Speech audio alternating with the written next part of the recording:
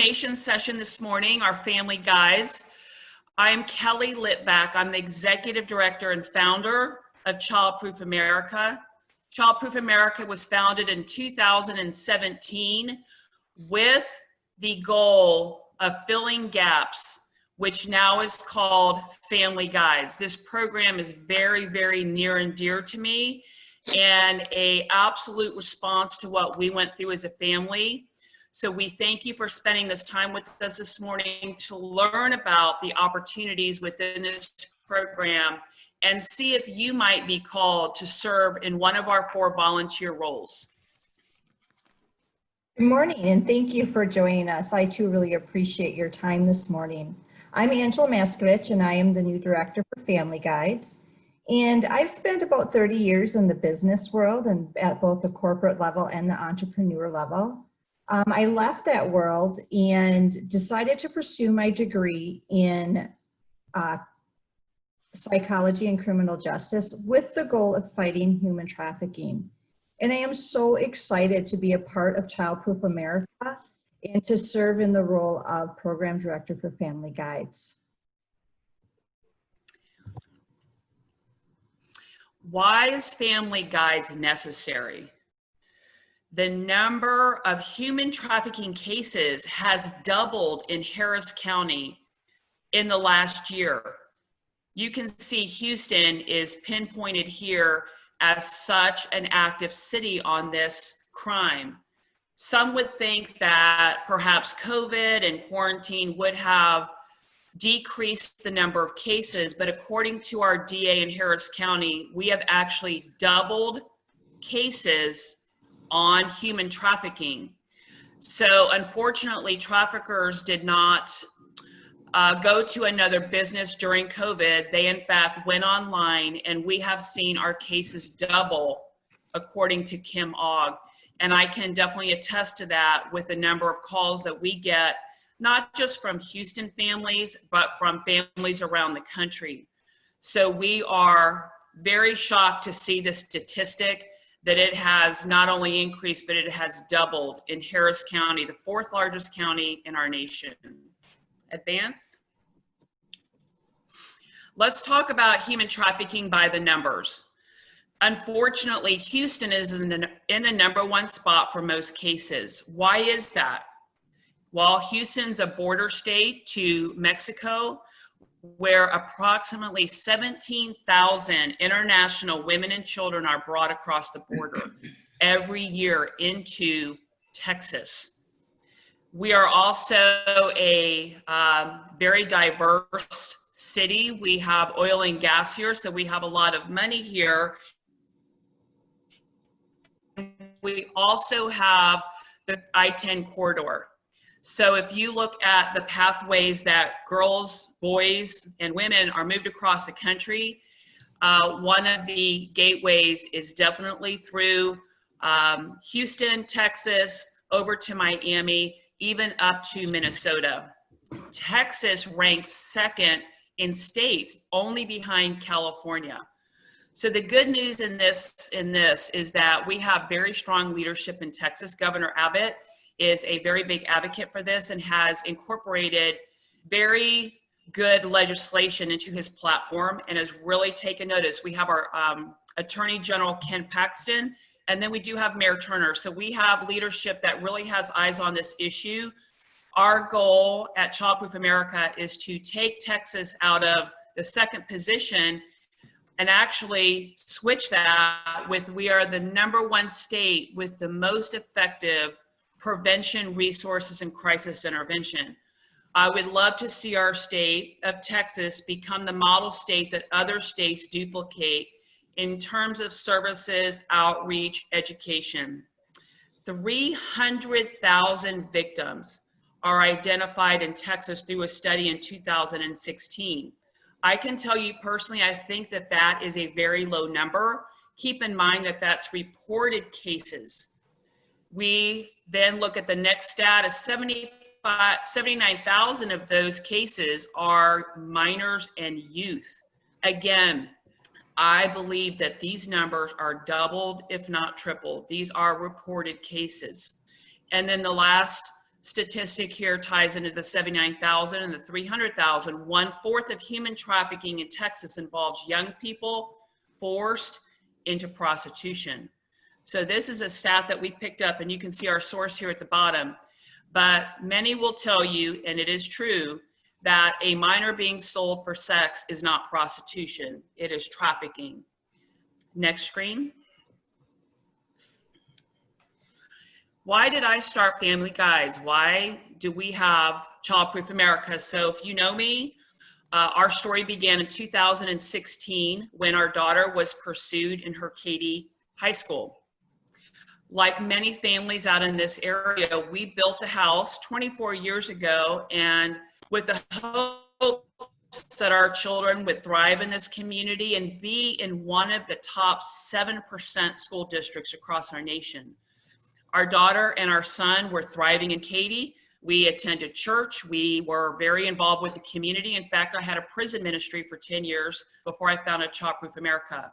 But unfortunately, in 2016, my daughter was assaulted and her bottom broke out. I mean, it was trauma that took her to a space that we were not prepared for. And although my husband and I we're aware of what happened to her, we had her in counseling, we had her with our pastor, but at that time, we did not know the effects of trafficking. We did not know anything about trauma, except for she needed to heal, but we didn't have those tools to understand the specialized treatment that she needed. Therefore, her trauma deepened and put her on the radar of very dangerous people. It was in her high school that she was pursued by traffickers. There was a football player who was a senior, and Courtney was a junior, and that football player connected her with a whole network of traffickers and groomers. By the time we found out exactly the depth of the dangerous situation she was in, she was so far into the grooming stage that it was impossible at that time to bring her back, especially as a parent with no understanding of human trafficking. When we were tipped off that a pimp was taking her Easter weekend, my husband and I immediately went into panic mode, withdrew her from her high school during her junior year, and we made plans to send her out of state. She was a varsity athlete. We notified her coach. She was pulled off her team, and we made arrangements to send her to a program in North Carolina where we thought this was going to be the remedy to bring her back on her center. We paid about $25,000 to put her in this program because 2 psychologists recommended it, and we didn't have the tools that we needed to really understand everything she needed. So when 2 psychologists recommended it, we grabbed it, we sent her up there. She was so angry, and that anger only confirmed what the pimps had been telling her. Your parents are the enemy. We are your answer. So we left her up there so she could complete the program. We had weekly calls with her therapist who said, she is doing fantastic, but do not bring her back to Katy, Texas. And I was heartbroken as a mother to think that my daughter would not complete her senior year, go to prom, continue her college visits, and go on with her life. Because my experience in prison ministry, I felt I was equipped to parent a child who had gone through trauma, but I'm here to tell you I was totally wrong and completely foolish.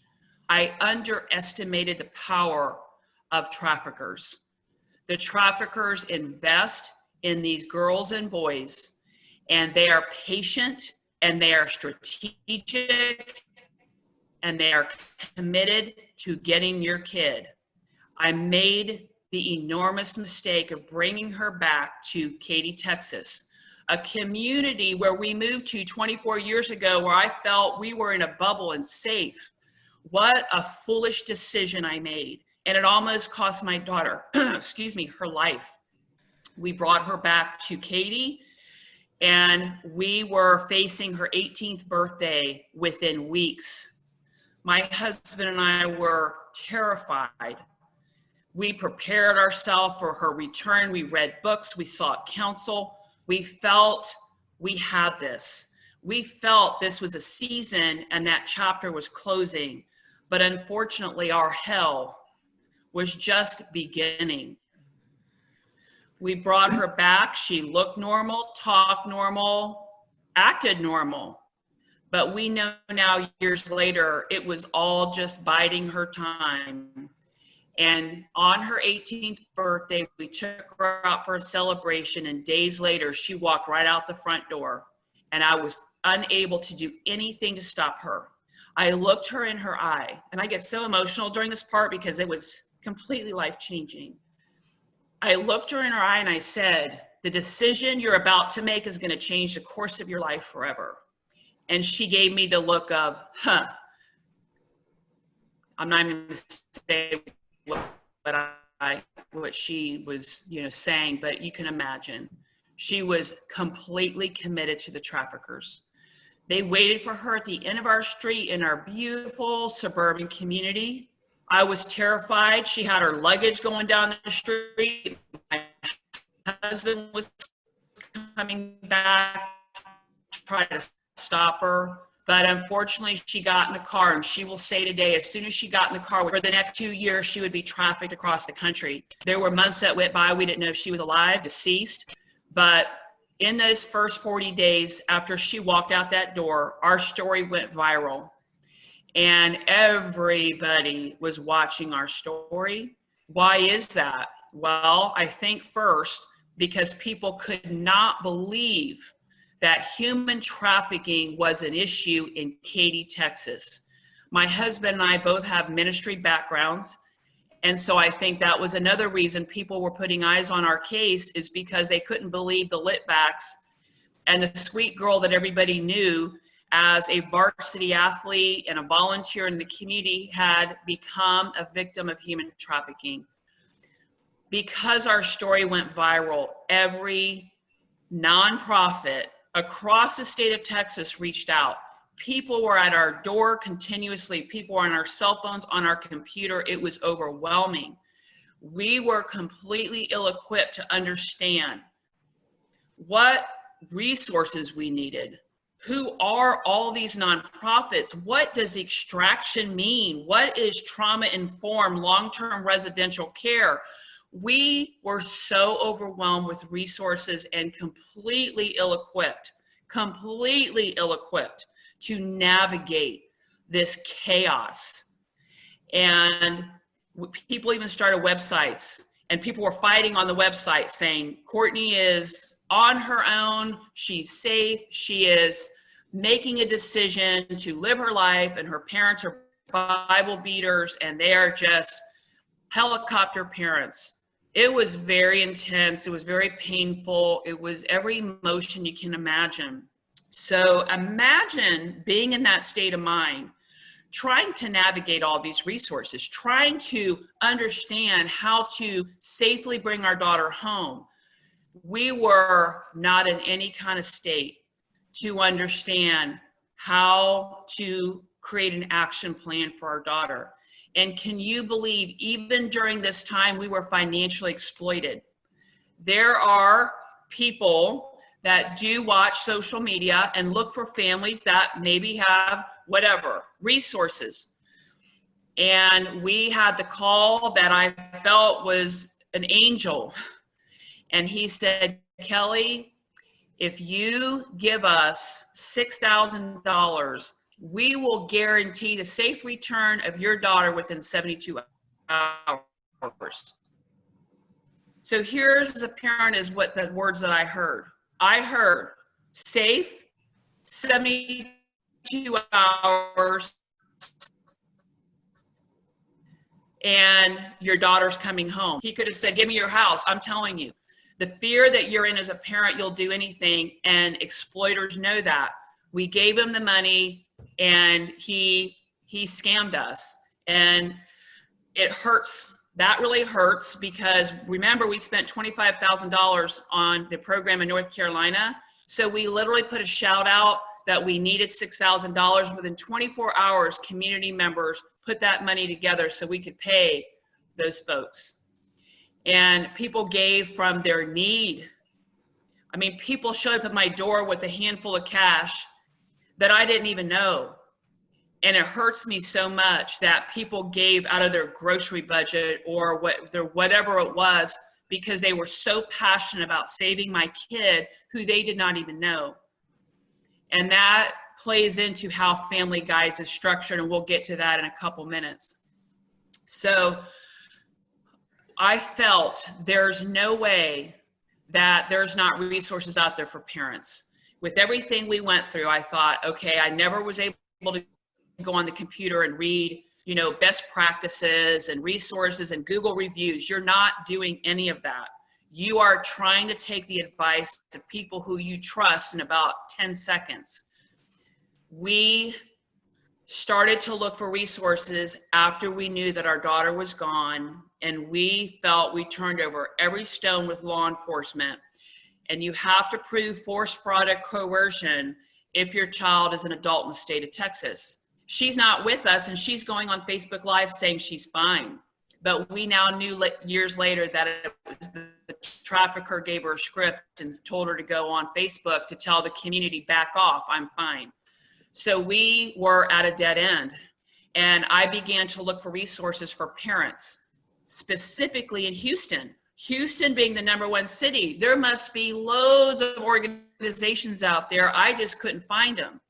I came up with zero, no resources for parents. How is that possible? Then I expanded my search to Texas, nothing. I expanded my search nationally, nothing.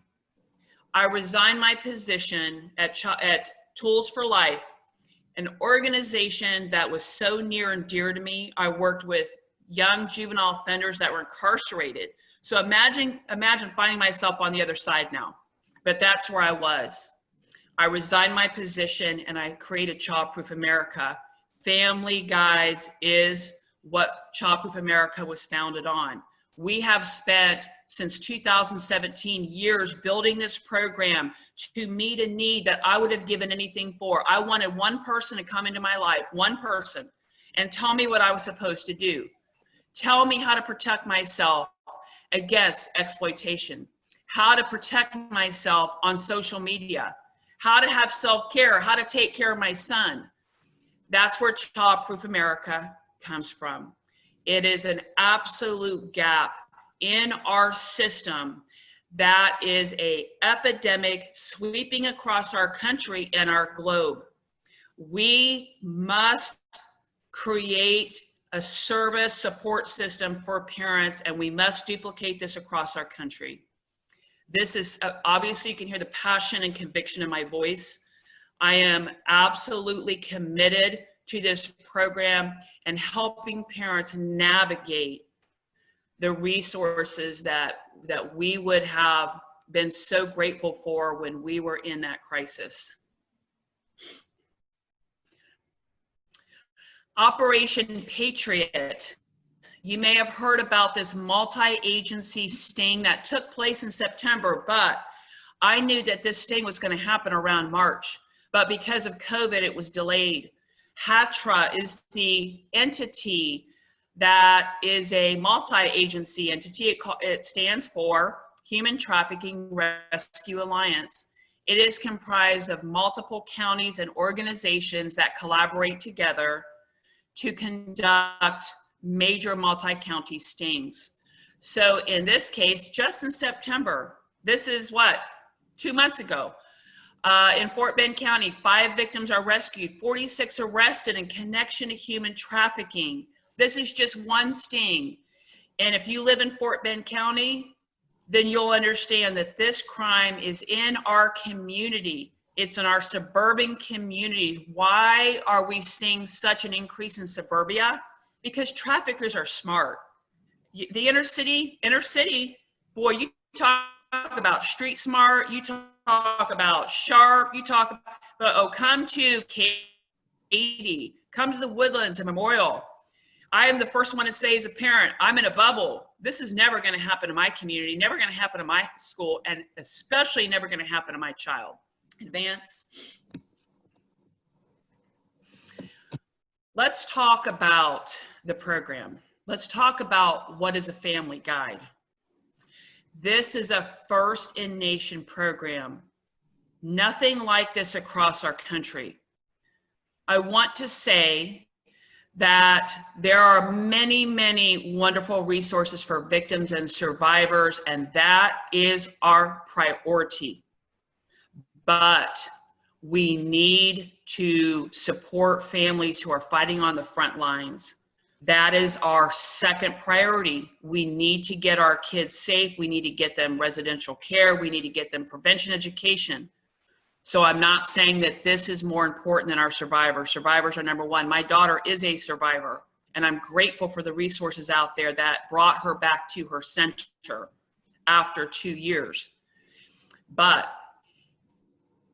for parents, this is a first in nation program that provides vetted volunteers to serve as the point of contact when their child is missing and identified as trafficked.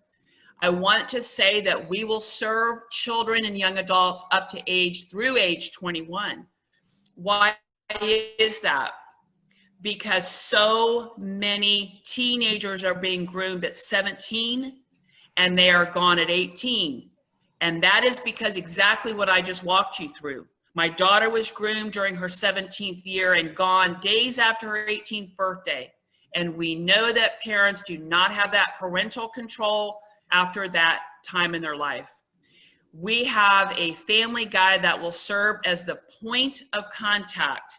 Instead of having 25 people speaking into your ear within an hour, you will have one person who's been thoroughly trained and vetted through a federal background check to serve as that point of contact for that parent. The family guide will help the parents navigate those resources in the traumatic, fast-paced process, understand how to work with law enforcement, social media, schools, and also how to work with local, state, and national resources. There are, like any other field, wonderful resources out there, and there are some that are not. We have taken 2 years to vet the resources that are engaged in best practices, that care about the victims, that can provide the superior service that we expect at Childproof America. The role of the family guide is to provide immediate and accurate information. We had many people come forward and provide well-intentioned advice, well-intentioned. But I'm going to tell you, it's a mess. In fact, the officer that was working with us called our case a circus. He called it a circus because so many people were speaking into our household, speaking into my ear, speaking in my husband's ear. It was so overwhelming. We did not know how to maneuver and work through all these resources. That family guide is the point of contact for that family. How do we enroll parents into our program? When they contact us, they must have a police report and a case number already filed. They must be in one of our service areas, and they will be presented with a screening that is extensive. And through that screening, which is called See It, they will be identified, their child will be identified as trafficked or runaway. Unfortunately, we have 200 runaways reported every day in Harris County. And we do not have the bandwidth at Childproof America to support parents with runaway kids. I would love to get there one day, because the fact is, within the first 24 hours, 1/3 of runaways will be approached by a trafficker. So although maybe little Sally is mad at mom, she runs away with no intention of getting involved with traffickers, but they are low-hanging fruit for people looking to exploit children who are mad at parents, who are without their guardian and parents, and they are ripe for the picking. So we have a very thorough vetting process for our families. Once they are enrolled, we are asking our family guide to make contact within 24 hours. In that first 24 hours, that guide who accepts the case, they will have the option to accept or decline, will come face to face with the family and present them with a resource guide, an actual physical guide that will lay out all of those resources that we vetted for minors and adults, and note taking and pockets for brochure keeping. This is something I would have absolutely loved to have had. We had notes all over the place. I couldn't find numbers that I written down 5 minutes ago. We were just awarded a grant this week from a wonderful foundation who is providing the printing needs so we can give that family a resource guide on that first day that we meet them. Go ahead, Angela. So our family guides are going to partner up, and that's something new to the program. So they'll be in teams of 2, and we're asking that they provide service for 90 days. And so why 90 days? Well, we hope and pray that every victim is found within that first week, 24 hours if possible. But the reality is sometimes they're not found up to weeks or years. And so we don't expect our family guides to stay with the family indefinitely. So after 90 days, a family will be transitioned out. That doesn't mean that the family can't stay in contact with Childproof America and that we won't continue to provide resources. It's just that the team of our family guides won't be as intensive, which means providing day-to-day contact, weekly updates from law enforcement, etc. One of the requirements that we're asking our family guides to commit to is to be the availability to attend our training in January, which is going to be January 9th, 16th, 23rd from 10 to 4 p.m. We will provide lunch, and that's going to be at the Children's Assessment Center. We chose the Children's Assessment Center because it's centrally located and they have free parking. So we felt it would be easiest for everybody to navigate to. This training is so important for our family guides because we really want them to have the tools that they need so that when we launch on February 1st, they're confident in walking into that home and sitting down and working with that family, and a family that's actually in crisis and trauma. Crisis and trauma is one of the topics we will go over. We will also go over at the training how to work with law enforcement. It's different working at the local level, the state level, and even the federal level. It's different working with PIs versus extraction teams. How do you know when to bring them in or how to work with someone like that? So it's really to help our family guides understand every part and piece. There's a whole training day just focusing on trauma and being part of a trauma lens with TBRI is a whole day of that. And actually being able to work within that space without absorbing some of the trauma from the family, which can happen. So it's how to stay present for the family and strength for the family as well. And then the last day will be, how do we put it all together? And working with the resource guide and what that means for the family. And we are so excited that we're going to be launching on February 1st. And so any questions that you have, please reach out. At the end of this slide or at the end of our presentation, we will have our website up there where you can check out more information and apply to become a family guide. And I do want to add one more thing to this screen. I want to identify our service areas. So we are serving in Katy, Sugar Land, Memorial, and the Woodlands in phase 1. We right now have partnered with the Woodlands United Methodist Church, Sugar Land United Methodist Church, and Thrive Church. We recently came into the Memorial community. There are numbers of cases there, but not a lot of resources. So we have made the decision to launch in Memorial, and we need a church partner in Memorial. We have been talking to Chapelwood and Memorial Drive United Methodist Church. So why do we look at churches? Churches are really our base in those communities where a lot of our volunteers come from, but you do not need to come from a church in order to be one of our family guides. They are serving as our base and really helping us promote our trainings and our programs and our Zooms like this. So we are very excited to serve those 4 communities in phase 1. I'd like to introduce Heather. Heather's another mom who has had a lot of experience within the trafficking space, and she's here to share with us her story. Thank you, Heather. We really appreciate you being here. Hi, thank you so much for having me on this Zoom call. My name is Heather. Like they said, I have a very similar story to Kelly. My daughter was groomed at a Katy High School. Her grooming started when she was 17. It was by a boyfriend and a Romeo groomer. It occurred after a traumatic event had happened. I wasn't aware that she was being groomed. I just thought we were having some issues with her, with some grades that she had and just some behavioral problems.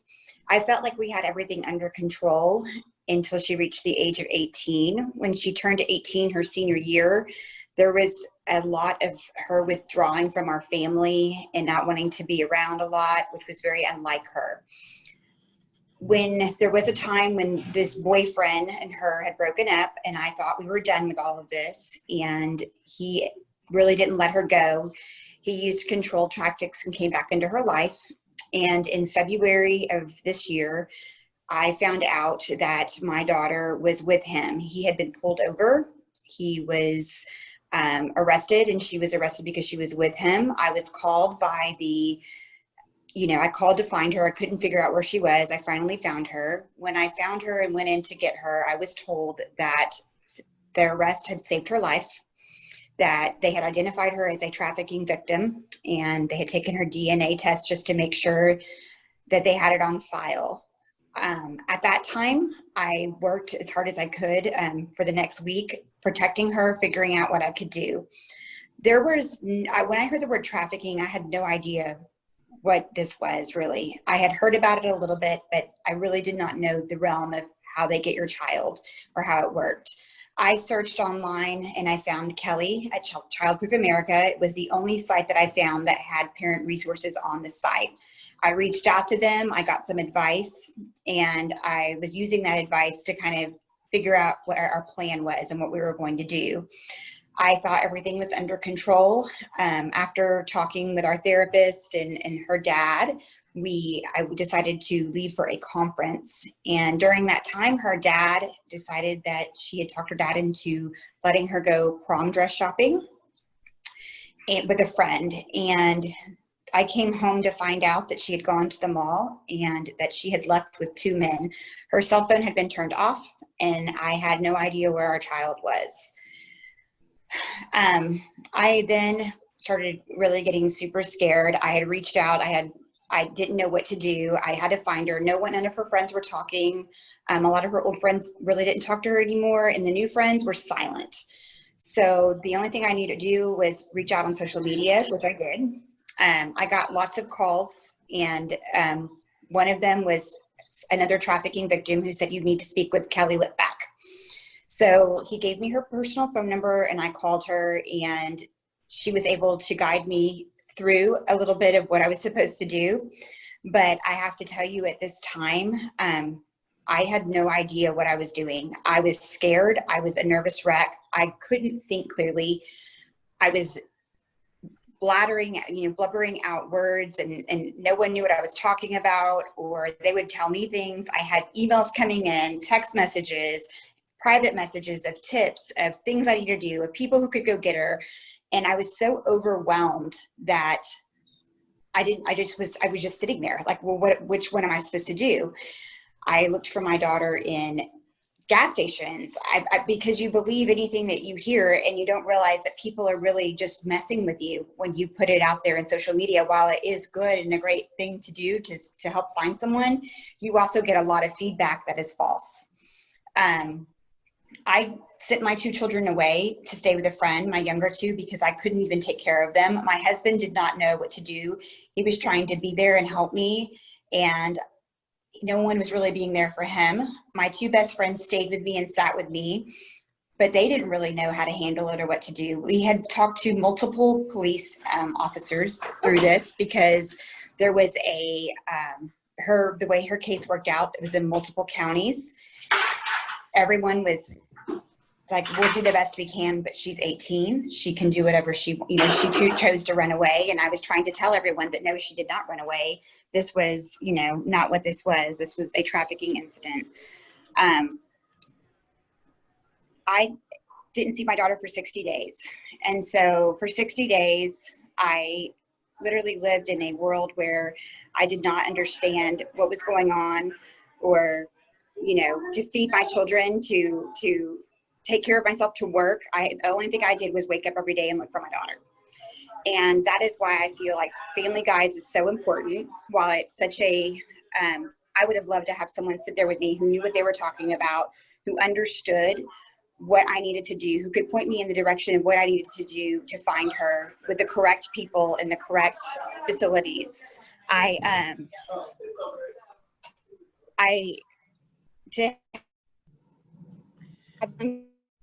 We're losing you, Heather. And help, my family having her. Sorry. Can you hear me now? Okay, yes. Right. Yeah, we heard you right there. I would.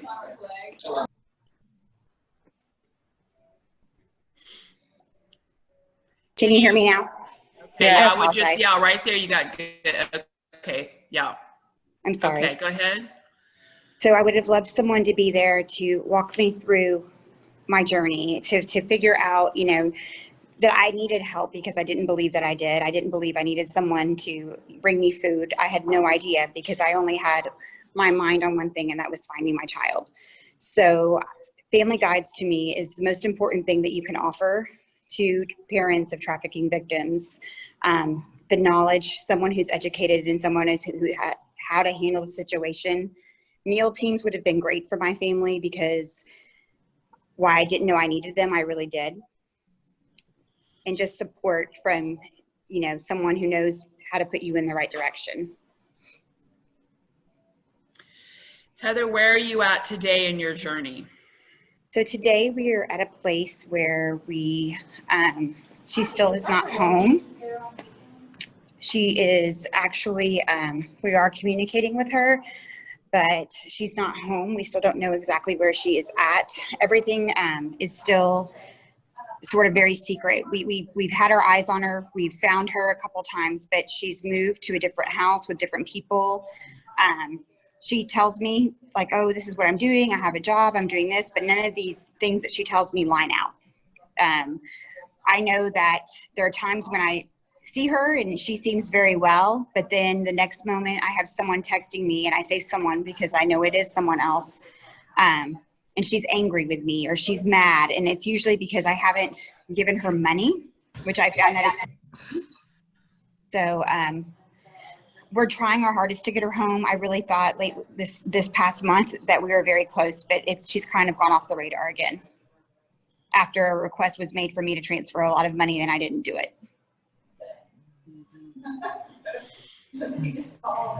Thank you, Heather. I thank you so much. And Heather came into my life very early on, and as two moms that have been through this, we obviously very much connected, and I understood clearly her mindset. And parents need to be able to talk to somebody who understands, who can encourage them as well and direct them and support them, because it is, next to losing your child to death, this is absolutely up there, and it's so terrifying to be in this journey. And we appreciate Heather coming forward while she is still in this to really share her state of mind and to help our understand the value of this and supporting each one of our families in our target communities. And one of our listeners just posted a question and was asked, how can we promote this nationally? Thank you for that question, Heidi. And we are definitely want to be very intentional about introducing this program beyond phase 1. We want to make sure all of our processes and procedures are absolutely of a superior quality before we expand. But once we perfect here, we will then take on 3 or 4 more communities, and we will ultimately, over the next years, we don't have that exact timeline, but I'm hoping over the next 5 years that the Family Guides will be in all major cities across the US. Thank you, Heather. Thank you for sharing with us. Advance, please. I have a question. Can Yes. Yes. Okay, it's Karen. Do you have a number of people? I know there was a couple from my church, but it's been a while. Jimmy was helping with that. So do you have a number of the people that will be coming to the Family Guides program so far? Yes. So this is our 3rd Zoom, and we have had people join our Zoom that I've never heard of before. So we will be taking early next week to identify, where did they come from, what community, what church. So as Angela stated earlier, we will be putting our Family Guides in teams of 2. We will serve 5 families at a time in each community. So our capacity is 20 families running at once, 5 in each one of our communities. So that means that I would like to have 10 volunteer guides in each one of our service communities, just at serving as crisis support. And when we move to our next screen, you will see other opportunities of how you can serve. And then those numbers look a little bit different, but our crisis support, we need teams of 2 in each one of those communities, and ideally to cover our capacity, which is 5 families. So 10 really strong crisis family guides to start. Great question, Karen. Thank you. Thank you. Angela? On the screen, you see West Houston teen rescued from sex trafficker, October 2020. So this report is recent, just at the end of October. The story is it was a 19-year-old boy who enticed an underage girl through social media and talked her into meeting him at a hotel in West Houston for the purpose of trafficking. Dad saw his daughter get into an Uber. He followed her, and once he recognized what was happening, he called the police, and the police were able to step in, arrest the boy who did confess to trafficking the girl, and saved her from making one of the biggest mistakes of her life and becoming a trafficking victim. So trafficking is happening right now as we speak. You see the headlines here are from October 2020. I spoke with someone yesterday that they are working on another case. And I thank you again for being involved and wanting to hear more. I'm going to advance the screen, and Kelly's going to talk even more about how you can support Family Guides. How can you help a family in crisis? There are 4 service areas where you can plug in. The first one is big. That is our actually boots on the ground, trained crisis support guides. You really need to be called to that role. It is very serious. It is very critical that you have the emotional capacity to deal with a very serious crisis situation. And that's not for everybody. And that's okay, because we need people in other areas too. But if your heart is to have compassion, empathy, and be very, very organized in information and support, encouragement, then I strongly encourage you to be the frontline guide within this groundbreaking program, Family Guides. That one does require the training that Angela referred to earlier. That is a 3-day training in January. The next opportunities are meal teams. When everything went public with our story, you have a son, can I feed you?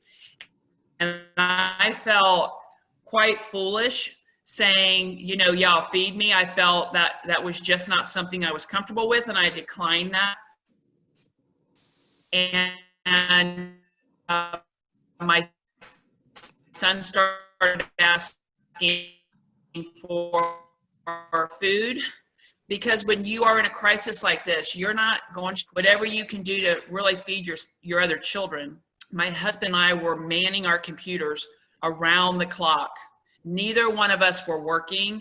I think Heather referred to that earlier.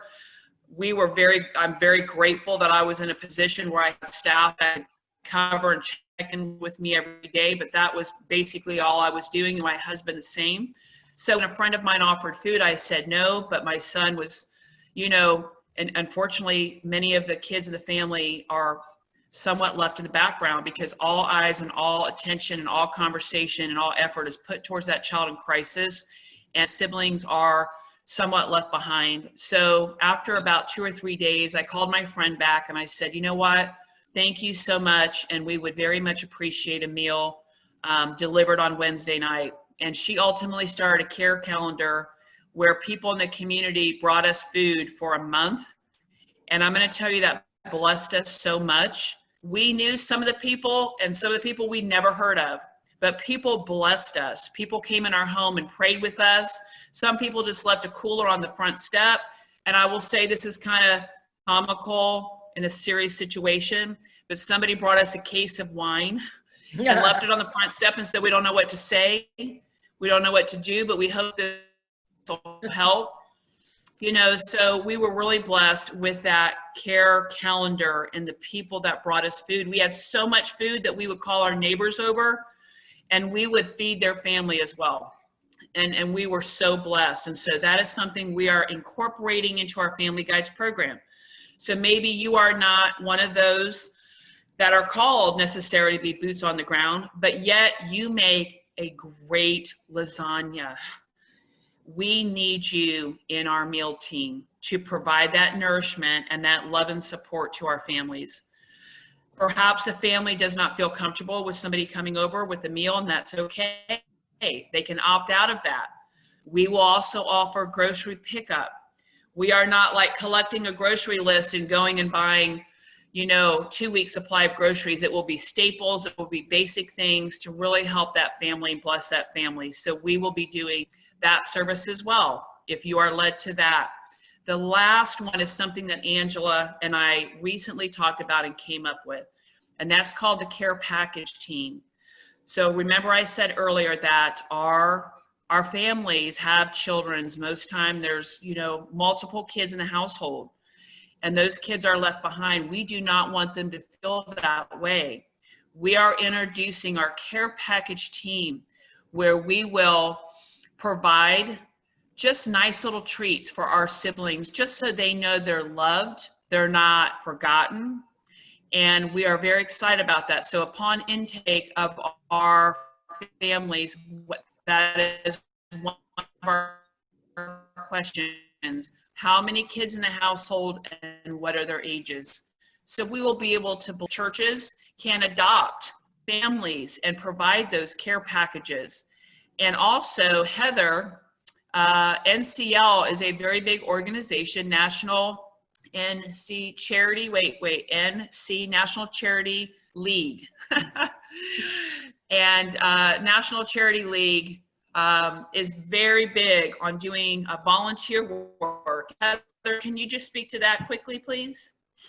Sure. I'm involved in NCL with my younger daughter, and we do a lot of different care packages and meal plans for different associations. And I thought, what a great place for us to start the care packages, because these girls, you know, are at the age where they need to understand trafficking.